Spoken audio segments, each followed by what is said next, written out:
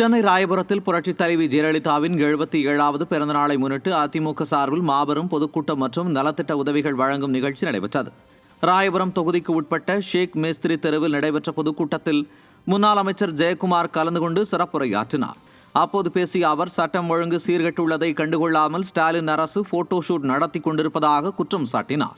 இந்நிகழ்வில் தலைமை கழக பேச்சாளர் பசி சத்யா, இளைஞரணி இளம்பெண்கள் பாசறை மாவட்ட செயலர் PM சுரேஷ், பகுதி செயலாளர்கள் AD அரசு, BM மகேஷ் மற்றும் ஏராளமான கழக நிர்வாகிகள் கலந்து கொண்டனர். விலைவாசி இருக்கு, மக்கள் அவ்வளோ பிரச்சனை இருக்காங்க. அதை பற்றி கவலை இல்லை. அது மட்டும் இல்லாமல் பார்த்தீங்கன்னா இன்னைக்கு பெரிய அளவுக்கு இன்னைக்கு ஒரு நம்முடைய தமிழ்நாட்டை பொறுத்தவரை ஒரு அடிமட்ட அளவுக்கு பார்த்தீங்கன்னா இன்னைக்கு ஏழை மக்கள் இன்னைக்கு கஷ்டப்படுகிறாங்க.